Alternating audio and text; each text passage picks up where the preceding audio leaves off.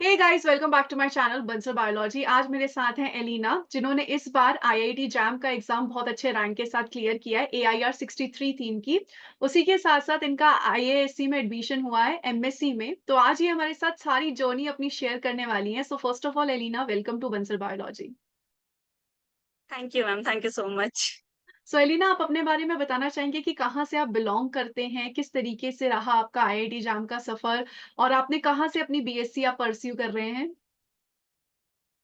So hello everyone, I am Elina और मैं ओडिशा से बिलोंग करती हूँ। Currently I am pursuing my BSc from in biotechnology from Chandigarh university. और बस बाकी मैम ने तो बता ही दिया, आईआईटी जैम क्वालिफाई किया था। सो एलिना, पहली बात मुझे ये बताइए कि आईआईटी जैम के बारे में पता कहाँ से चला? क्योंकि ये बहुत कम स्टूडेंट्स हैं जिन्हें आईआईटी जैम के बारे में पता है। तो आपको कैसे पता चला था इस एग्ज़ाम के बारे में? मैम तो जब मैं फर्स्ट ईयर में थी अपने कॉलेज के, तो मैं देख रही थी इसके बाद हम कौन-कौन से एग्ज़ाम दे सकते हैं आफ्टर बैचलर्स। तो मैंने देखा कि आईआईटी में भी एडमिशन मिलती है बायोलॉजी स्टूडेंट्स को, तो काफ़ी अच्छा लगा था देख के। तो वहाँ से मुझे आईआईटी जैम के बारे में पता चला। तो सो आप बेसिकली इंटरनेट से ही पता चला, यूट्यूब से। सो आपका मन था हमेशा से कि एमएससी करना है और उसके बाद रिसर्च वगैरह में जाना है, ऐसे ऐसा मन था आपका हमेशा से? ऐसा पर्टिकुलरली रिसर्च पे नहीं था, बट ऐसा था कि कुछ करना है, देखते हैं आगे। मतलब अगर मेरा इस ऐसा शुरू से रहा है, गो विद द फ्लो, जो अच्छा लगेगा बस। अगर इस फील्ड में है तो इंडिया के टॉप इंस्टीट्यूट से ही करते हैं MSc, so that's the best thing. अगर इसी फील्ड में कंटिन्यू करना है तो इंडिया के टॉप इंस्टीट्यूट से क्यों नहीं? और हाँ। आईएएससी डेफिनिटली इंडिया का टॉप इंस्टीट्यूट है जहाँ पे आपका एडमिशन हो रहा है एलिना। सो एलिना, आप मुझे ये बताएँगे कि आपने अपनी प्रिपरेशन की शुरुआत कब से की थी? जैसा कि मैंने कहा सेकंड सेमेस्टर में मतलब मुझे पता चला था बंसल बायोलॉजी के बारे में, तो मैंने थोड़ी-थोड़ी वहीं से शुरू कर दी थी। हुँ, हुँ, हुँ, हुँ। जैसे मेरे कॉलेज के भी एग्ज़ाम्स होते थे और जो मेरे कॉलेज का सिलेबस है ना, वो काफ़ी हद तक सिमिलर था जो आईटी जैम का सिलेबस है। तो मैंने सोचा कि कॉलेज के भी एग्ज़ाम की प्रिपरेशन कर लेती हूँ और साथ-साथ में मेरा आईटी जैम का भी हो जाएगा साइमल्टेनियसली। तो मैंने नोट्स तभी से बनाने शुरू कर दिए थे आपकी वीडियोज़ देख के। तो बस वहीं से फिर लास्ट लास्ट ईयर में आते-आते और थोड़ा रिगरस हो गया था हुँ, हुँ, प्रिपरेशन। हुँ। तो सो मैंने मतलब सेकंड आपकी सेमेस्टर से ही थोड़ी-थोड़ी शुरू कर दिया था थोड़ा बहुत। सो आपकी थोड़ी-थोड़ी प्रिपरेशन चल ही रही थी। मतलब ऐसे नहीं है कि आपने एकदम से लास्ट 6 महीने में हाँ, पढ़ा या लास्ट 7 महीने में पढ़ा। ऐसे नहीं, आपने शुरुआत से जब से पता चला तब से आप थोड़ा-थोड़ा पढ़ ही रहे थे। हाँ। सो इसमें मैं ये भी पूछना चाहती हूँ एलिना, जो टेस्ट सीरीज़ थी, वो आपको किस तरीके से हेल्प की थी एग्ज़ाम में? जो आपने टेस्ट सीरीज़ बंसल बायोलॉजी के साथ जॉइन की थी, उसमें आपको कितना हेल्पफुल लगा एग्ज़ाम के टाइम पे? हाँ, तो मैंने टेस्ट सीरीज़ जॉइन किया था। जब मैंने स्टार्टिंग में 1-2 अटेम्प्ट किए तो लाइक मेरे मार्क्स बहुत कम आ रहे थे। हुँ, हुँ, हुँ। तो फिर भी मैंने मतलब ऐसा किया कि जो नहीं आ रहा था या जो गलत लग रहा था तो मैंने वो टॉपिक्स नोट डाउन कर लिए थे। हुँ, हुँ, हुँ। फिर बाद में सोने से पहले आई ऑलवेज़ मेक श्योर कि आपका जो वीडियो एक्सप्लेनेशन है ना वो ज़रूर देखूँगी, हाँ। ताकि कुछ छूट जाता है तो वहाँ से हेल्प मिल जाए मुझे। सो एलिना, आप मुझे ये बताइए कि आपने physics, chemistry, maths, biology 4 subjects होते हैं। चारों के चारों सब्जेक्ट्स आपने किए थे? नहीं, मैंने स्टार्टिंग में सोचा था, जब मैं फर्स्ट ईयर में थी, कि मैथ्स भी करूँगी क्योंकि अभी बहुत टाइम है, 2-3 साल है, तो मैं अच्छे से मैथ्स कर लेती हूँ प्लस 1 और प्लस 2 का। बट फिर मैं जैसे-जैसे कर रही थी, मैंने देखा कि बहुत ज़्यादा टाइम कंज्यूमिंग है और फिर मैंने पेपर का एनालिसिस भी किया था। उसमें मुझे पता चला मैथ्स का इतना पोर्शन है नहीं, जितना मैं टाइम दे रही हूँ। तो मैंने सोचा मैथ्स को फिलहाल साइड रखती हूँ, बाकी उठाती हूँ। तो बायोलॉजी का तो आपने ही करवाया है। बाकी फिज़िक्स और केमिस्ट्री में मैंने चूज़ किया फिज़िक्स क्योंकि शुरू से ही प्लस 1 और प्लस 2 में मेरा फिज़िक्स ज़्यादा स्ट्रॉन्ग था। हुँ, हुँ, हुँ। तो मैंने सोचा कि फिज़िक्स अच्छे से कर लेती हूँ। क्योंकि एज़ अ बायोलॉजी स्टूडेंट बाकी बच्चों का ये होता है कि वो न्यूमेरिकल में थोड़ा फँस जाते हैं। तो अगर मैं अपना न्यूमेरिकल पार्ट स्ट्रॉन्ग कर लेती हूँ तो वहाँ पे थोड़ा बेनिफिट मिलेगा मुझे। तो इसीलिए मैंने फिज़िक्स नहीं छोड़ा, फिज़िक्स हाँ। पूरा कर लिया था मैंने। केमिस्ट्री में मेरी ऑर्गेनिक केमिस्ट्री काफ़ी वीक है। तो मैंने सोचा मैं इस ऑर्गेनिक को बाद में करती हूँ कभी। तो उसके लिए मैंने इनऑर्गेनिक केमिस्ट्री और फिजिकल केमिस्ट्री पे ज़्यादा फोकस किया क्योंकि वो भी न्यूमेरिकल मतलब फिजिकल केमिस्ट्री में न्यूमेरिकल पोर्शन काफ़ी होता है। हुँ, तो वो हुँ। मुझे एनईटी में हेल्प करेगा। तो फिजिक्स और केमिस्ट्री मैंने ऐसे ही किया और यूट्यूब में वन शॉट वीडियोज़ होते हैं तो वही देख के हो गया। सो तुमने ये और स्टार्ट बायोलॉजी तो आपसे ही। सो तुमने ये हाँ जी, स्मार्ट वर्क किया कि बाकी स्टूडेंट्स के लिए जो वीक पॉइंट है तुमने उसे स्ट्रॉन्ग बनाया। हाँ, बायोलॉजी को तो स्ट्रॉन्ग किया ही किया तुमने, उसके साथ-साथ जो फिज़िक्स जो मतलब मेरे ख्याल से रेयरली ऐसा बच्चा होता है जो फिज़िक्स करके जाता है अच्छे से, मतलब ये होता है यस मैम हमने फिज़िक्स की है। सो तुमने फिज़िक्स अच्छे से करके गई, ये तुमने बहुत अच्छा काम किया कि तुमने वीक पॉइंट को स्ट्रॉन्ग पॉइंट बना लिया। सो तुम यहाँ हाँ, पे क्योंकि मैंने सोचा एमसीक्यू, एमएसक्यू तो होते रहेंगे, बायोलॉजी है जो 2-3 साल में पढ़ा था बस वही है। बाकी मैं एनईटी अच्छे से स्कोर करती हूँ, जो स्कोर आया भी मेरा अच्छा लाइक अराउंड 25 थे मेरे 30 में से उसमें। तो तुम्हारे टोटल कितना स्कोर था एलिना? 73। 73 स्कोर था। इस बार तो हमारी कट ऑफ जो है वो भी आईआईटी जैम की ज़्यादा जा रही है। हाँ, धीरे-धीरे आईआईटी जैम में कट ऑफ बढ़ती जा रही है। बट 73 स्कोर करना बहुत मेहनत का काम है, बहुत मुश्किल से होता है। इसी की वज़ह से आपकी इतनी अच्छी रैंक भी आई है। सो एलिना आपने बायोलॉजी पूरा कवर किया था? बायोलॉजी हाँ, मतलब वो जो जैम के साइड में उनका जो सिलेबस रहता है ना, तो वो मैंने काफ़ी हद तक कर लिया था। ऐसा कुछ छोड़ा भी नहीं था मैंने। हाँ, तो मैंने सब किया बायोलॉजी। सब किया था।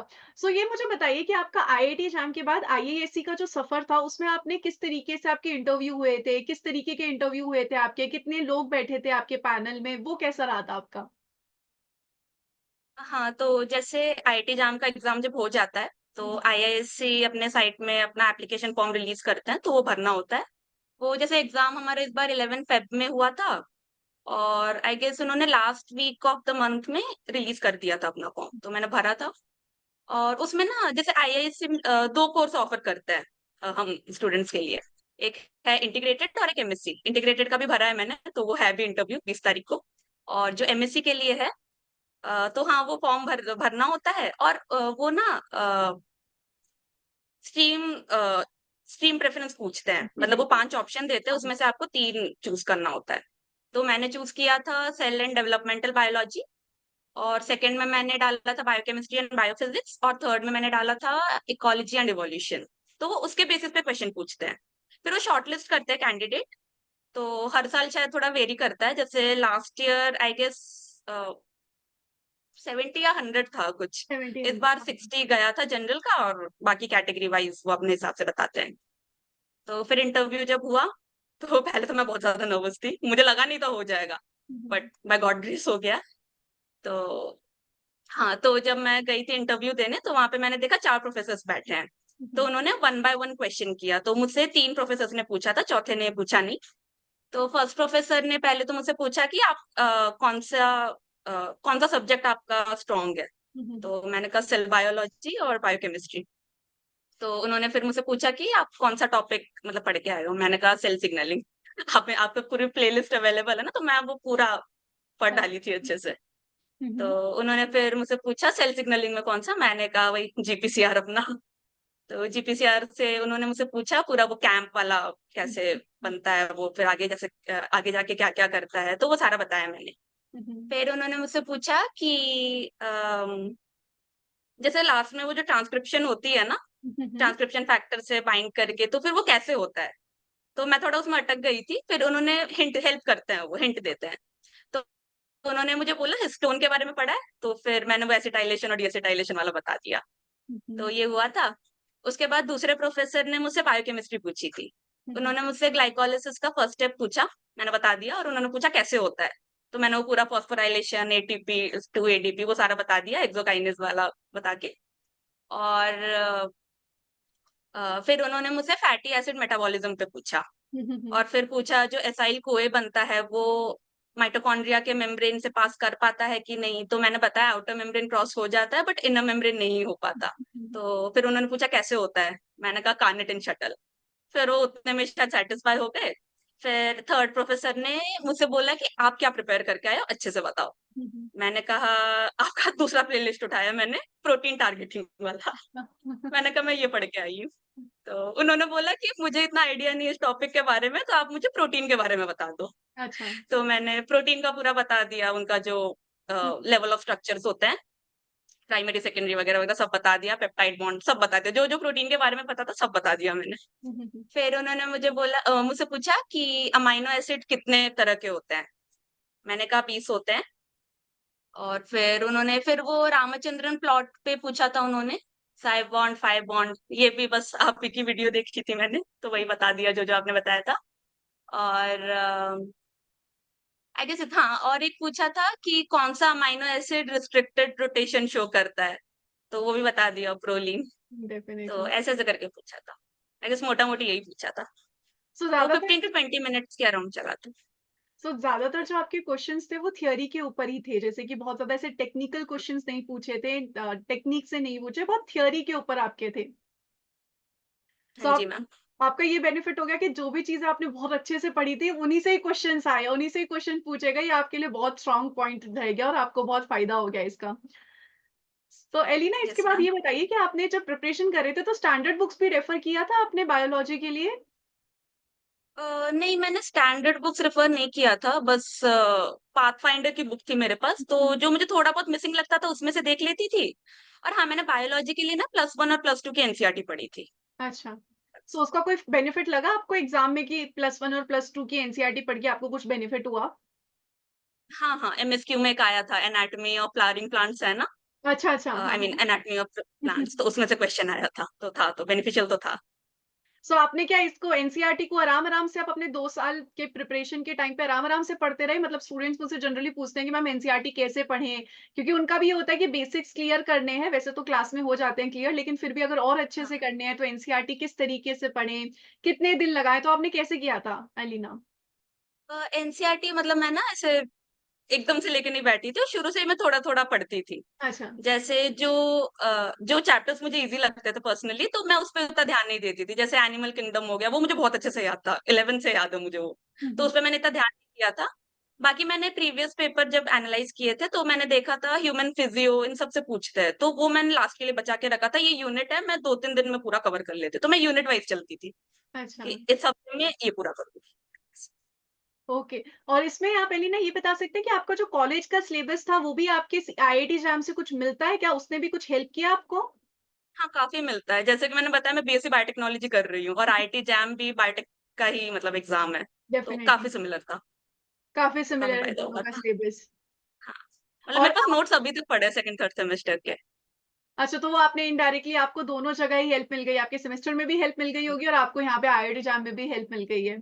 Yes ma'am. तो जो आपका इंटरव्यू हुआ था, उसमें आपसे फिज़िक्स, केमिस्ट्री, मैथ्स के क्वेश्चन्स भी पूछे गए थे एलिना? नहीं, मुझसे नहीं पूछे थे, बस बायोलॉजी के ही पूछे थे। बस बायोलॉजी पूछा था। और जब आप अपनी प्रिपरेशन कर रहे थे, तो नोट्स कैसे प्रिपेयर करते थे? आपने नोट्स बनाए, जैसे आपने कहा कि आपके पास नोट्स भी बने हुए हैं, तो वो कैसे आप बनाते थे? आपने कॉलेज वाले नोट्स यूज़ करते थे या जो मेरे लेक्चर्स देखते थे, उसको देख के नोट्स बनाते थे? कैसे बनाते थे आप? मेरे सारे मतलब मैं कॉलेज का ही चाहे प्रिपेयर कर लूँ या एग्ज़ाम का प्रिपेयर कर लूँ, मेरा मतलब एक ही नोट्स है मेरे। वो अच्छा। आप जैसे-जैसे बोर्ड पे बनाती थी, मैं बस वही एज़ इट इज़ कॉपी कर लेती थी। और केमिस्ट्री और फिज़िक्स में जैसे मैंने मेनली न्यूमेरिकल पे फ़ोकस किया हुँ, है, हुँ, तो हुँ। जो फ़ॉर्मूला है मैं बस अच्छे से फ़ॉर्मूला हाइलाइट वगैरह करके उसको अच्छे से लिखती थी। और लास्ट जब रिविज़न का टाइम आता था ना, तो जैसे ए4 शीट लेती थी मैं और एक चैप्टर में जितने फ़ॉर्मूले हैं, तो वो उसी वक़्त ऐसे वैसे लिख अच्छा, देती थी। ओके। जी। और ये जो फिज़िक्स, केमिस्ट्री, मैथ्स था एलिना, उसके लिए भी तुमने एनसीईआरटी को रेफर किया था? फिज़िक्स, केमिस्ट्री के लिए नहीं किया था, मैथ्स तो पढ़ी ही नहीं। मैथ्स तो पढ़ी थी। मैथ्स छोड़ी। तो मतलब तुम ये कहना चाहते हो कि अगर कोई मैथ्स ना भी पढ़े, तो भी उसकी इतनी अच्छी रैंक आ सकती है? हाँ, डिपेंड करता है लक पे। अब जैसे इस साल मैथ्स से उतना पूछा ही नहीं, बहुत ईज़ी से क्वेश्चन पूछे थे, बेसिक से पूछे थे, वो तो ऐसे ही हो गया। तो अच्छा। डिपेंड करता है लक पे।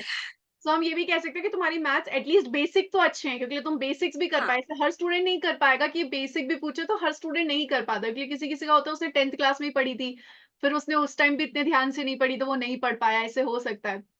सो इस बार का जो तुम्हें पेपर लगा वो किस लेवल का लगा? फिज़िक्स, केमिस्ट्री, मैथ्स, बायोलॉजी, चारों में से कौन-सा ऐसा सब्जेक्ट लगा जो तुम्हें सबसे टफेस्ट लगा और कौन-सा ऐसा लगा जो ईज़ीएस्ट लगा? और ओवरऑल लेवल क्या लगा?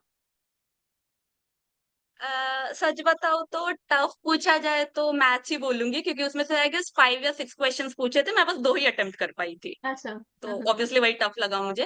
बाकी बायोलॉजी ईज़ी थी, फिज़िक्स में पूरा पढ़ के गई थी, वो भी ईज़ी लगी। केमिस्ट्री में भी बस एक ही क्वेश्चन में अटकी थी, तो ओवरऑल पेपर का लेवल बहुत ज़्यादा ईज़ी था। बहुत क्योंकि ज़्यादा मैंने जैसे मॉक टेस्ट भी दिए थे और पीवाईक्यूज़ भी सॉल्व करती थी, तो मेरे 40-50 के अराउंड ही बनते थे मार्क्स ओके। और उस हिसाब से वो होता ही है, हम हमेशा ये बात कहते भी हैं कि जब भी आप कोई मॉक टेस्ट दे रहे हो ना, उससे आपके 10-15 मार्क्स तो आराम से ही ज़्यादा बनते हैं। वो तो है, पर आपने हाँ, 40 से जो जंप मारी है 70s में, वो बहुत लंबी जंप है। ऐसी जंप बहुत कम स्टूडेंट्स ही मार पाते हैं। बट मारते हैं, डेफ़िनिटली मारते हैं, उनमें से एक आप हो एलिना, तो ऐसे स्टूडेंट्स मारते हैं जब। सो एलिना इसके अलावा आप मुझे बता सकते हैं कि आप यहाँ पर बायोलॉजी, फिज़िक्स, केमिस्ट्री, मैथ्स को जब टाइम देते थे, 1 साल को लगा लो या 1 दिन को लगा लो, तो आप किस तरीके से अपने टाइम को डिवाइड करते थे सेल्फ स्टडी में? मैं ना ऐसे नहीं करती थी कि एक दिन में तीनों सब्जेक्ट पढ़ना है। हाँ, हाँ। मैं मतलब अगर बायोलॉजी लेके बैठी हूँ तो पूरे हफ्ते वही पढ़ूँगी।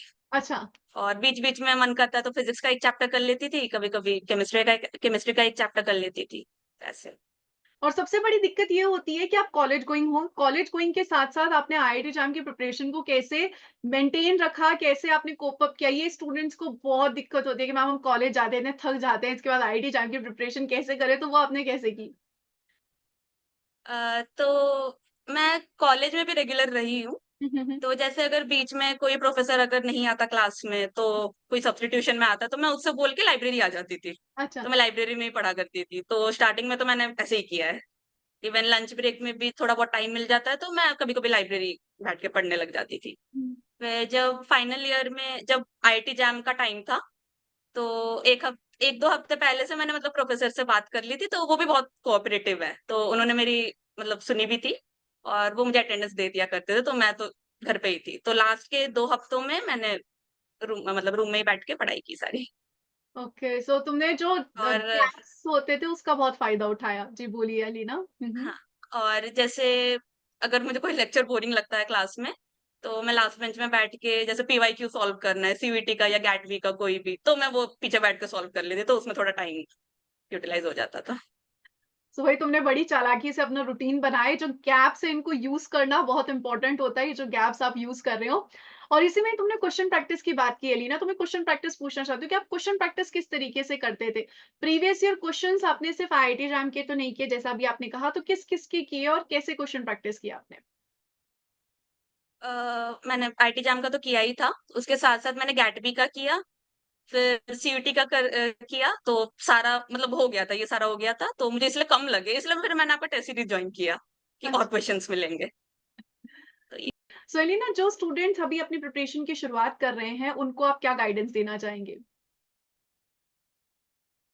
मैं बोलूँगी कि अगर आप प्रिपरेशन जैसे अगर आप कोई फ्रेशर हैं और आप अभी से प्रिपरेशन शुरू कर दे रहे तो इट्स वेल एंड गुड और अगर आप फाइनल ईयर स्टूडेंट भी हैं तो अभी भी देर नहीं हुई है। कुछ-कुछ बच्चे ऐसे भी हैं जो लास्ट के मंथ्स में भी पढ़ के निकाल लेते हैं एग्ज़ाम।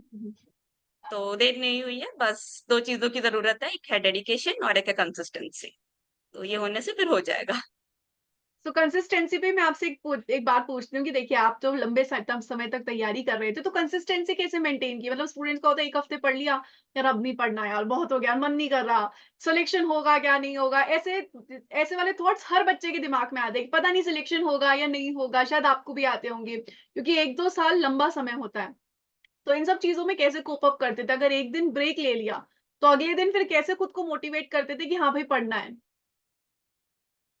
मेरा ऐसा था कि जब मैं चीज़ पढ़ती हूँ ना तो अच्छा लगता है मतलब मज़ा आता है पढ़ने में। हुँ, हुँ। तो मैं और उसको और थोड़ा डेप्थ में भी पढ़ने की कोशिश करती हूँ, तो एज़ सच मैं कभी बोर नहीं हुई।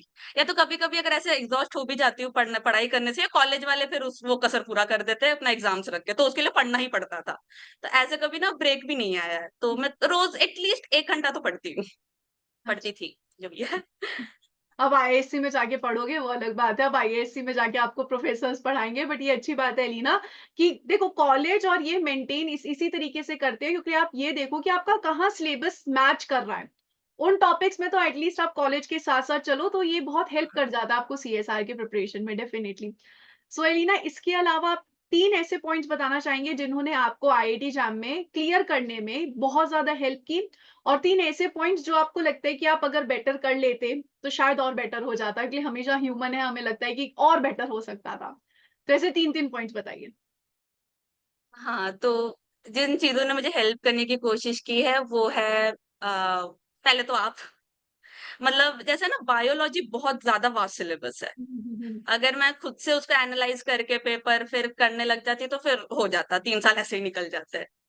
तो आपके नोट्स पे ट्रस्ट किया था मैंने, आपने जो-जो यूट्यूब पे अवेलेबल किया वीडियोज़ वगैरह, तो उन्होंने बहुत हेल्प की, टाइम बचाया है क्योंकि आपने फिर क्योंकि बायोलॉजी का कुछ ऐसे एंड नहीं है। हुँ, हुँ, तुम डेफिनिटली। जितना टॉपिक पे घुसते जाओगे वो फिर उतना ही बड़ा होता चला जाएगा। तो बिल्कुल। आपने बताया कि कितना ज़रूरत है पढ़ना, हुँ, तो वो सब। और दूसरा मुझे ना मैथ्स में बहुत इंटरेस्ट था। हुँ, हुँ। इसीलिए ये भी एक रीज़न है कि मैंने एनईटी पे इसलिए फ़ोकस करना चूज़ किया क्योंकि अच्छा लगता है मैथ्स के प्रॉब्लम सॉल्व करने में। तो फिज़िक्स, केमिस्ट्री तो फिर ये भी हेल्प किया कि मेरा फिज़िक्स स्ट्रॉन्ग था एज़ कम्पेयर टू केमिस्ट्री। तो एनईटी में उसी ने हेल्प किया। और थर्ड पॉइंट है कि हाँ, ऑब्वियसली कॉलेज का जो सिलेबस है और आईआईटी जैम का सिलेबस काफ़ी ज़्यादा सिमिलर था, तो उससे भी निकल गया। और वीक पॉइंट, हाँ, मैं ये बताना चाहूँगी जैसे आपने जो मॉक टेस्ट रखा था ना, वो मैंने ऐसे प्रॉपरली बैठ के नहीं दिया था 3 घंटे। मैंने बस अच्छा। जल्दी-जल्दी जो-जो आता था करके बस, क्योंकि बैठा नहीं जाता मेरे से 3 घंटे इतनी हुँ, देर हुँ, तक हुँ, हुँ, हुँ। सिर्फ एग्ज़ाम देने के लिए या फिर क्वेश्चन सॉल्व करने के लिए। तो इस वजह से ना मैंने जैम में काफ़ी सिली मिस्टेक्स भी की है। ओके। तो हुँ, अगर मैंने प्रॉपरली बैठ के टेस्ट अटेम्प्ट करती मैं, हुँ, तो शायद डेफ़िनिटली। सिली मिस्टेक्स ना करती ये वाले। तो और जैसे कि इवन 70s में भी अगर आपके मार्क्स आ रहे हैं, तो रैंक में काफ़ी ज़्यादा डिफरेंस है। हुँ, तो अगर बिल्कुल। मैं 1 मार्क भी और बचा लेती, तो शायद और बेटर रैंक आती। ये एक ही तुम्हें लग रहा है बस कि तुम्हारे को एक ही है। चलिए अच्छी बात है कि तुम्हें सिर्फ़ एक ही पॉइंट लग रहा है और बाकी कोई पॉइंट तुम्हें नेगेटिव में नहीं लग रहे। So Elina thank you so much for joining with Bansal biology और बहुत अच्छा लगा आपसे बात करने के लिए and wish you all thank the you very ma'am. Best for IASC. God bless you. Thank you so much Elina. Thank you so much.